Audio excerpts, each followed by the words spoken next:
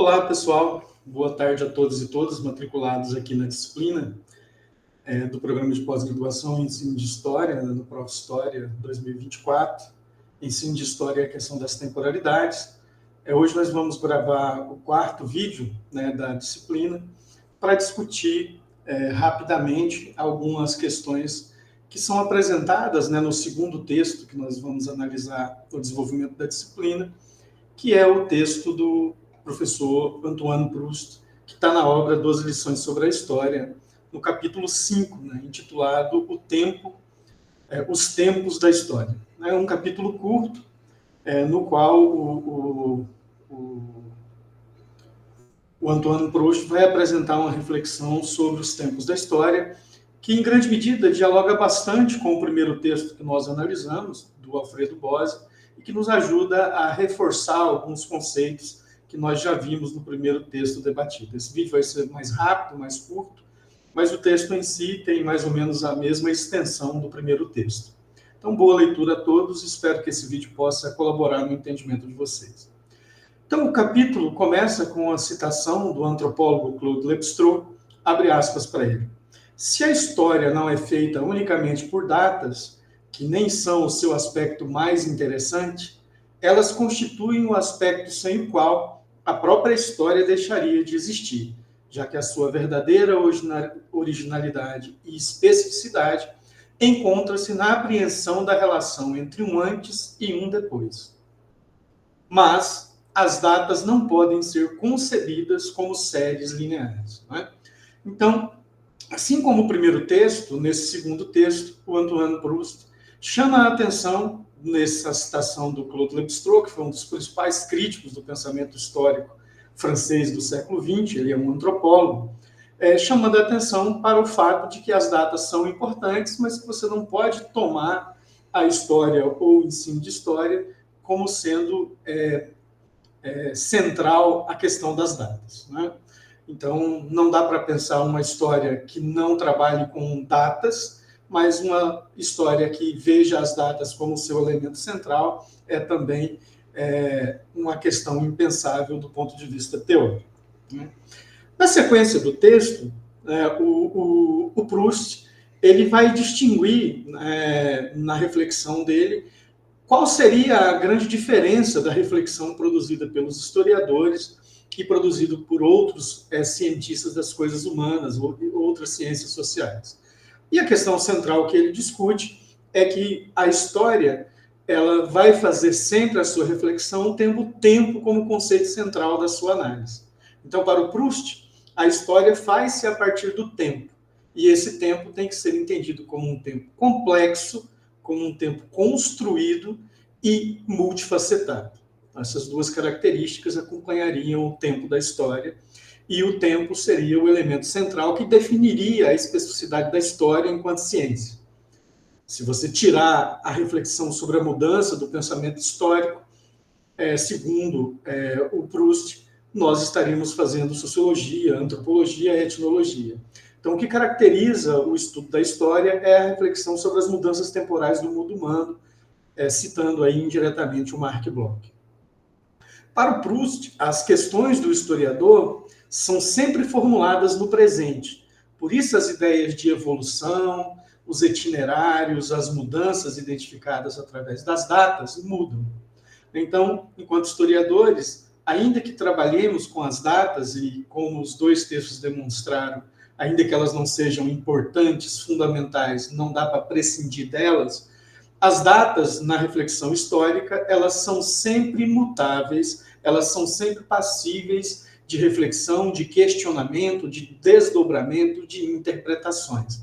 Então, a data não é tomada como algo autoevidente ou como uma definição precisa, absoluta, inquestionável. A data é apenas uma definição produzida com base em determinados estudos, em determinados conceitos e com base na análise de determinados processos. Mas a própria definição da data como marco de um evento ou de um acontecimento, ela não é absoluta. Né? Então, essa reflexão ela é sempre importante quando se fala da história. Né? Uma seção do texto, né, ele vai dialogar bastante com aquilo que nós vimos também no primeiro texto, que é essa definição do tempo histórico como um tempo eminentemente social, né? Então, o tempo da história não pode ser confundido com o tempo da física, nem com o tempo psicológico, nem tampouco com os astros ou os relógios de quartzo. Por quê? Porque o tempo da história ele não é divisível em unidades iguais. Apesar de serem unidades iguais, séculos, anos, meses, semanas, dias, possuem sentidos, importâncias e ritmos diferentes, né? Isso está lá na página 96. Então, o tempo da história não pode ser confundido com o tempo físico, ou com o tempo astrológico, ou pura e simplesmente com a cronologia. Porque o tempo histórico ele é definido por um conjunto de relações que vão além dessa definição meramente cronológica ou da fixação em datas. Então, esses diversos ritmos que podem ser atribuídos a um mesmo ano ou a um mesmo século ou para uma mesma medida, faz com que o tempo histórico não possa ser tomado como uma medida fixa, né? Um exemplo muito razoável disso é a definição de século XX do Eric Hobsbawm. O breve século XX estaria começando em 1914 e encerrando em 1991. Então, a ideia do que define o século XX para os historiadores da história contemporânea é uma visão social do tempo que não remete a um período específico de 100 anos. Então, na reflexão histórica, ainda que nós trabalhemos com eras, com anos, com séculos, com milênios, com meses, com datas específicas, os ritmos e as importâncias dessas datas ganham conotações diferentes. Então, na análise de um desenvolvimento histórico como a história do Brasil, por exemplo, tem longos períodos sobre o qual a escrita da história praticamente não produziu grandes estudos. E tem outros períodos em que a escrita da história se debruça e produz uma série de reflexões, como, por exemplo, o período colonial, o Brasil imperial, 1930 e o que se chama de Revolução de 30, depois 1964 e o golpe militar. Então, cada período ele tem a sua especificidade. Ainda que esse período possa ser definido como uma década em história não tem o mesmo valor, porque uma década pode ser atravessada por uma multidão de eventos e acontecimentos considerados importantes, à medida que outras décadas praticamente parecem não ter relevância. Por isso que o tempo histórico ele não pode ser confundido com um cronômetro, com um tempo físico, com uma medida exata. A construção do tempo pelos historiadores passa pelas perguntas que o historiador no presente submete ao passado, tendo como fundamento e como base para essa investigação as fontes históricas do passado e os conceitos que o historiador no presente escolhe fazer uso no desenvolvimento da pesquisa, né? Então, o tempo da história é um tempo social e não pode ser confundido com o tempo cronológico, com cronologia, ou com o tempo astronômico, ou com a outra forma de definição de tempo, que entenda o tempo como um dado fixo, rígido, como um vetor. No desenvolvimento da sua reflexão, o Proust vai nos dizer que o tempo histórico ele é composto pelas questões feitas pelo pesquisador, pela documentação e pelos fatos e personagens analisados, que irão compor a própria substância do conhecimento histórico. Então, o tempo histórico ele não está pronto. O historiador ele não encontra uma reflexão sobre o tempo pronta na medida em que ele desenvolve a sua pesquisa. É a própria pesquisa produzida pelos historiadores e a forma como ele encabeça os conceitos e a interpretação das fontes históricas que vão dotar uma determinada época de uma determinada característica temporal. Então, todo o tempo histórico, diria o Proust, é social. E o tempo social do Ocidente, ele é unificado pela lógica cristã, que fornece a sua lógica e o seu sentido. Então, tem uma passagem no texto, na qual ele vai citar o Philippe Arrier, para chamar a atenção para um momento em que, na história do desenvolvimento da cultura ocidental, a ideia de tempo como um tempo único, vetorial, que organiza toda uma estrutura psicológica identitária de pensamento em torno da religião cristã e que faz o Ocidente olhar para a história como um processo único e linear, vai ocorrer a partir da unificação de uma concepção de tempo produzida pela tradição judaico-cristã. E, segundo Philippe Arrier, o momento em que isso acontece vai ser o século III, o momento em que essa ideia de um tempo que tem como marco o nascimento de Cristo e data os desenvolvimentos a partir desse marco, e que na cultura religiosa cristã entende a experiência humana como uma vida processada entre o nascimento de Cristo e o retorno de Deus, que seria o juízo final. Então, a vida humana seria esse entremeio entre o nascimento de Cristo e o seu retorno. Então, você tem aí um sentido teleológico determinado que faz entender a história do mundo como uma história única, pautada por um desenvolvimento linear, como nós vimos também no primeiro texto do Alfredo Bose, que é uma questão que a gente sempre precisa retornar, porque a influência da visão judaico-cristã no Ocidente, de certa forma, ela está presente nas mais diversas formas de representação do tempo, tanto na história quanto fora dela. Então, o tempo social é sempre um tempo orientado, e no caso do tempo ocidental, ele é orientado por essa visão macroestrutural do pensamento judaico-cristão. Então, para o Ocidente cristão, o fim do mundo é o único e verdadeiro desfecho do tempo. Isso está posto dentro dessa teleologia cristã. Então, entre o nascimento de Cristo e o retorno de Deus, o tempo humano é o da expectativa do juízo final. Então, você tem uma ordem do tempo que, dentro da tradição judaico-cristã, está percebida como um desenvolvimento que vem do nascimento de Cristo, da experiência do paraíso, e para a necessária e vindoura experiência do fim do mundo, que culminaria no juízo final.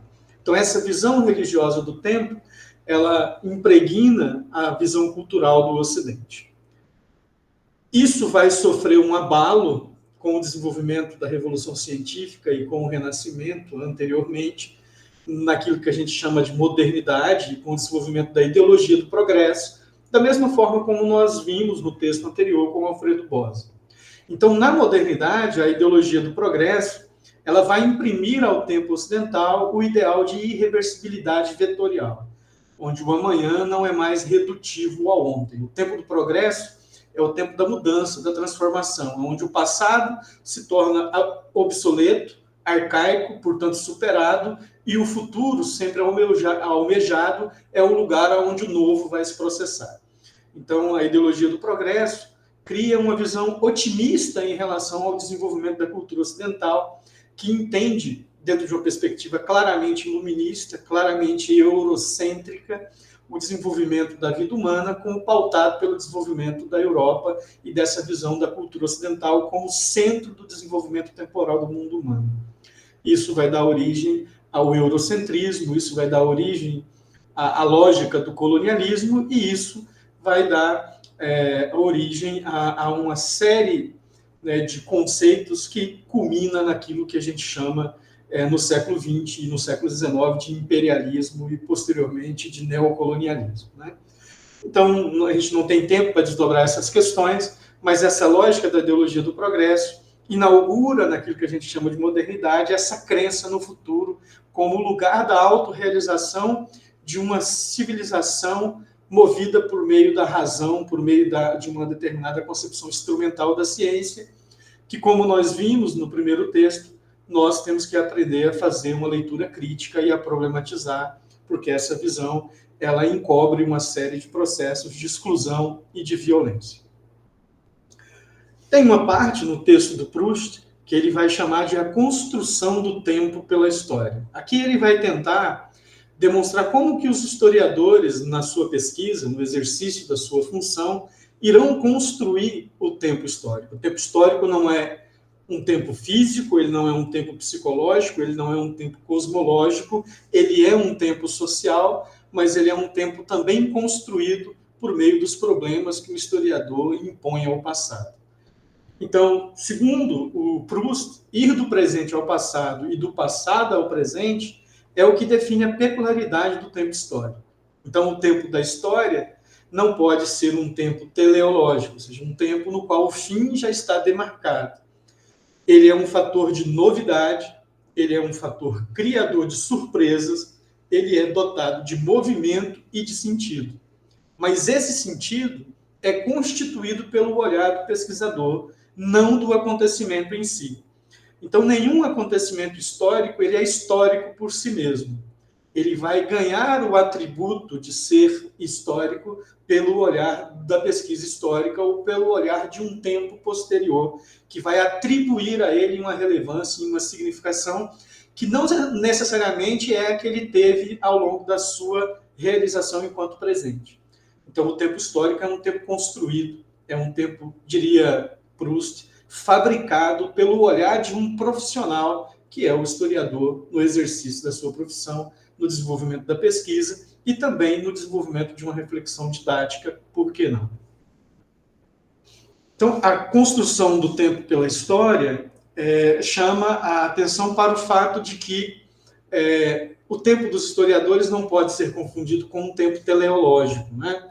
E aqui, de forma muito rapidamente, o Proust faz um diálogo com o Koselleck, a gente vai ler esse texto do Koselleck mais à frente na disciplina, no qual ele chama a atenção para uma transição que ocorreu na cultura ocidental, desse tempo teleológico, onde o futuro era vislumbrado por meio das profecias, e o tempo histórico, onde a ideia da profecia não é possível, mas no lugar da profecia você trabalha com o prognóstico. A profecia, como vocês sabem, nasce dessa ideia de que tem um tempo determinado, então se a Bíblia coloca que o fim do tempo é o retorno de Deus, então os profetas vão sempre profetizar o retorno de Deus. Então, Deus está voltando, Jesus é o caminho, a verdade e a vida, e se você não seguir os seus caminhos, você não vai ser salvo, porque ele vai voltar um dia.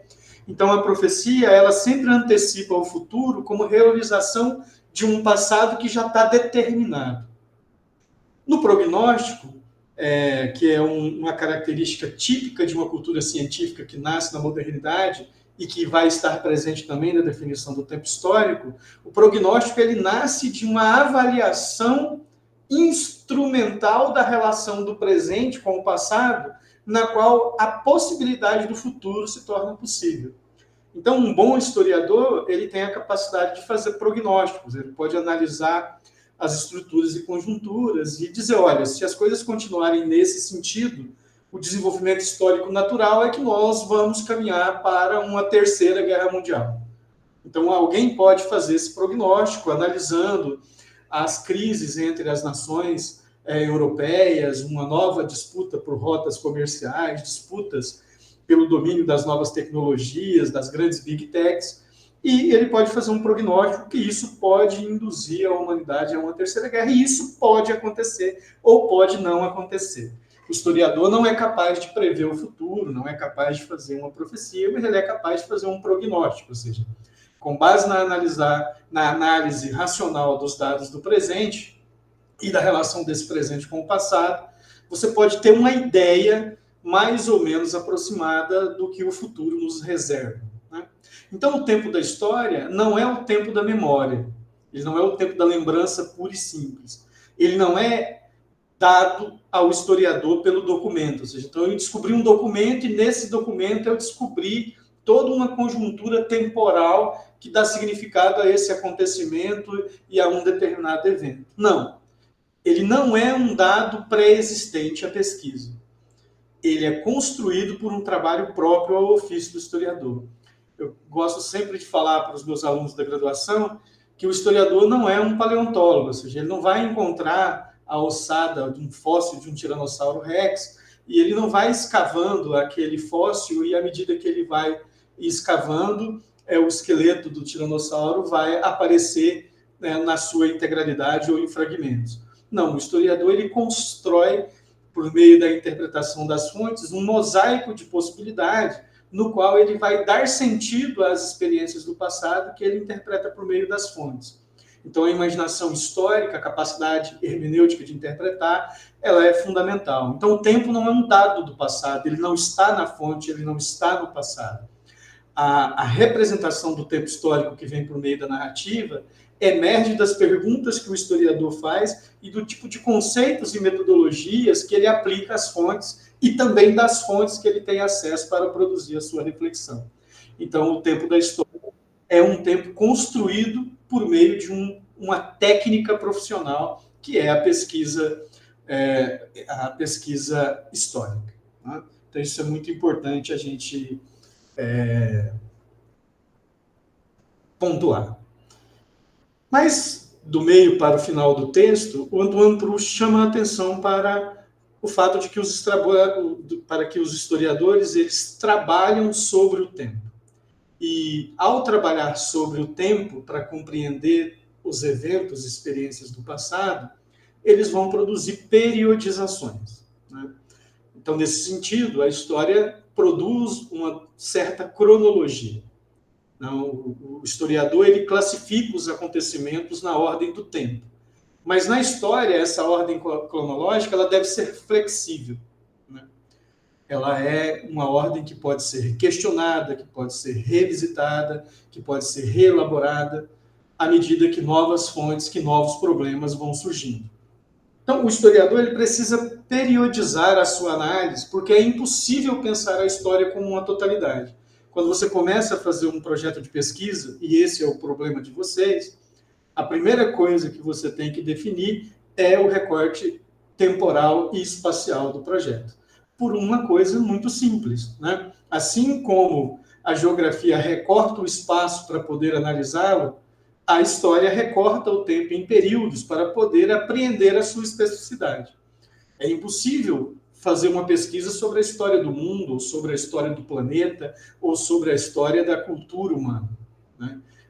Você precisa recortar períodos, porque é por meio das fontes que você vai ter acesso a essa experiência do passado. E não tem como você ter fonte de tudo e produzir compreensão sobre tudo. Então, produzir um recorte para, por meio da pesquisa, estabelecer uma periodização que vai conseguir entender a especificidade daquele período, seria um dos principais procedimentos que definiria o trabalho dos historiadores no exercício da sua profissão. Então, se o tempo é mudança, e ele é, né, Mark Bloch nos ensina isso muito bem na Apologia à História, recortar o acontecer humano em períodos é vislumbrar a historicidade de cada tempo. Então, por que nós temos que compreender cada período do tempo humano na sua especificidade e temos que dividir esse tempo humano em períodos? Porque cada tempo tem as suas características. E se a gente não conseguir olhar o tempo na sua especificidade, os processos históricos na sua especificidade, nós não seremos capazes de entender a historicidade que cada um possui. Ou seja, se o tempo é mudança, compreender as características que definem um período do outro está na essência do trabalho do historiador. E aí ele afirma textualmente, nem todo século equivale a 100 anos. Né? É o exemplo, então, lá do breve século XX, ou o exemplo de outros períodos. Né? Então, um determinado período, ele pode se estender mais no tempo e outros não. Também dentro dessa lógica que ele vai finalizar o texto, falando de tempos que são longos, tempos que são curtos, de durações que se sucedem, de durações lentas e de durações que são mais aceleradas no diálogo com o Fernand Braudel. Então, a questão central, então, seria vislumbrar a historicidade inerente a cada acontecimento, a cada indivíduo, a cada evento, a cada processo temporal. Por isso que o historiador, ele treina produzir pesquisa por meio da elaboração de recortes teóricos, metodológicos, mas, acima de tudo, temporal e espacial, que seria a definição que caracterizaria o nosso trabalho e a sua especificidade. Ele vai praticamente finalizar o texto, né, num diálogo com a ideia de pluralidade dos tempos, que também está lá no Alfredo Bose, e dialogando diretamente com a obra do Fernand Braudel e com a sua compreensão do tempo na perspectiva da longa duração, da média duração e da curta duração. Então, para ele, cada fenômeno tem a sua própria temporalidade, por isso a necessidade de periodizarmos. Por que nós chamamos uma determinada época de antiguidade e outra época de feudalismo? Porque nesse período existem características temporais, identitárias, na forma de se relacionar com o mundo, com a economia, com a política, com a cultura, com a religião, que é diferente de outros períodos. O historiador é aquele que é capaz de identificar o que caracteriza cada um dessas experiências temporais do mundo humano e entender o que distingue um período do outro. Então, se cada fenômeno tem a sua própria temporalidade e, consequentemente, pode receber a sua periodização específica, a história é a ciência da compreensão das mudanças humanas no tempo. Então, se as coisas mudam, entender o processo da mudança e o que consiste a mudança e a identidade de uma experiência histórica de outra, é o que daria essa especificidade de cada acontecimento, de cada época. Então, nenhum acontecimento histórico é igual, ainda que ele possa se repetir. Nenhum período histórico é igual, ainda que ele possa se repetir, porque dentro da sua lógica de existência, ele tem um modo de ser que é específico e, no limite, é único. Então, os períodos são divisões imaginárias criadas pelos historiadores, mas remetem a processos concretos, percebidos na pesquisa, que refletem uma percepção coletiva do tempo. Então, a ideia de um tempo antigo, a ideia de um tempo colonial, a ideia de um tempo medieval, que definiria aí uma periodicidade do desenvolvimento da história do Ocidente, é uma invenção produzida pelos pesquisadores. Os gregos não se chamavam de antigo, assim como as populações do século VIII e VII não se chamavam de medievos, né? Essa construção foi feita a posteriori, por meio dos problemas impostos pelos historiadores no processo de investigação do passado. Porém, existem elementos objetivos, concretos, que diferenciam a antiguidade do período medieval, da história moderna, contemporânea. E o historiador é aquele que é capaz de, dentro de uma reflexão objetiva sobre as experiências do passado, compreender o que distingue um evento do outro, um período do outro, um acontecimento do outro, uma duração da outra. Porque, na prática, cada período reflete uma percepção coletiva do tempo. Então, ele cita o Fernand Braudel e dialoga rapidamente com o Fernand Braudel para demonstrar, e, obviamente, como bom francês, levantar a bola do Fernand Braudel e fazer uma defesa do pensamento do Fernand Braudel. Então, para ele, o Fernand Braudel, quando ele cria na sua obra o Mediterrâneo e o mundo mediterrâneo na época de Filipe II, a lógica dos três tempos, uma história quase imóvel, né, que seria a história das estruturas, uma história lenta, que poderíamos definir como uma história da conjuntura, e uma história acelerada, que é o tempo dos acontecimentos e dos eventos, ele teria desenvolvido uma reflexão sobre o tempo histórico que permite ao historiador entender a pluralidade dos tempos que permeiam um mesmo período histórico. Então, ele vai finalizar o texto fazendo uma defesa da concepção de tempo como longa duração, média duração e curta duração. Então, o historiador deveria desenvolver e investir na sua capacidade de compreender o tempo de forma plural, de forma complexa, onde várias temporalidades se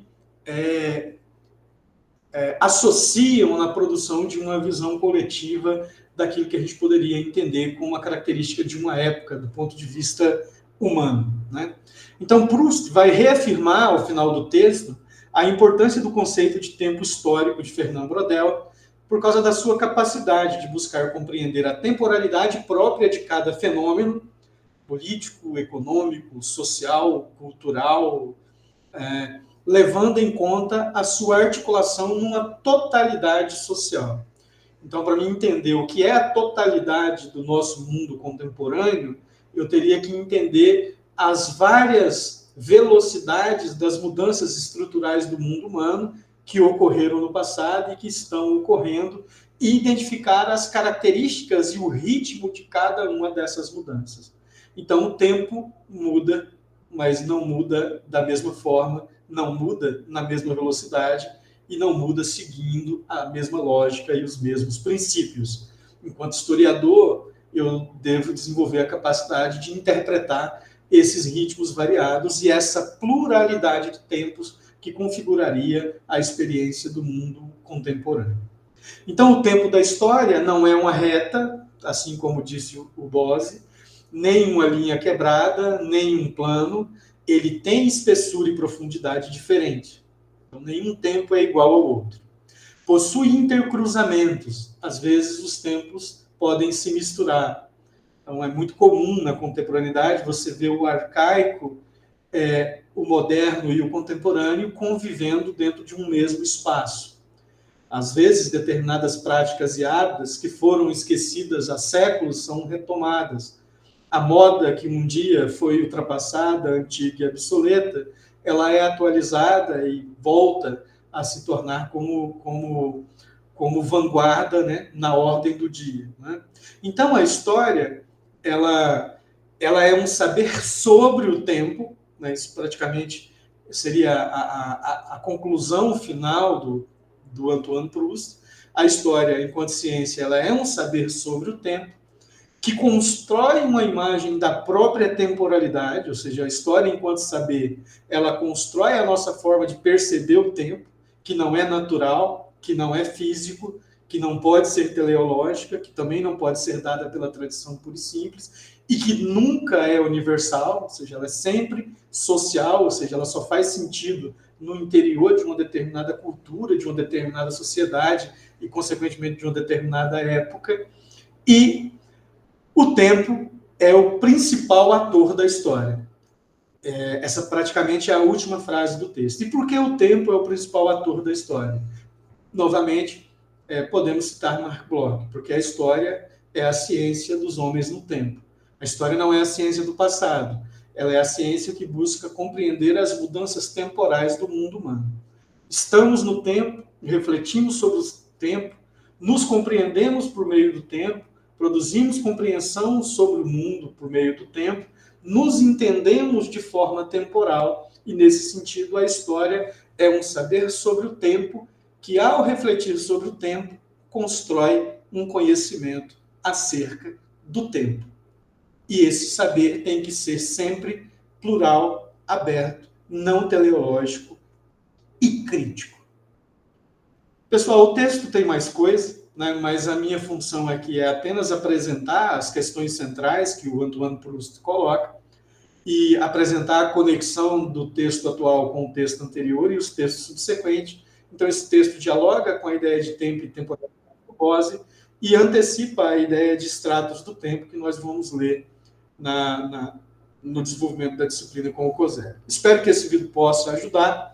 Acessem o sistema e qualquer dúvida, coloquem lá no fórum que eu vou tentar desdobrar. Mas leiam o texto, fichem o texto, que vocês vão conseguir extrair muitas informações relevantes para o entendimento da disciplina e para a prática de vocês enquanto professores de história. No mais é isso, grande abraço, espero que o texto possa contribuir com o entendimento de vocês.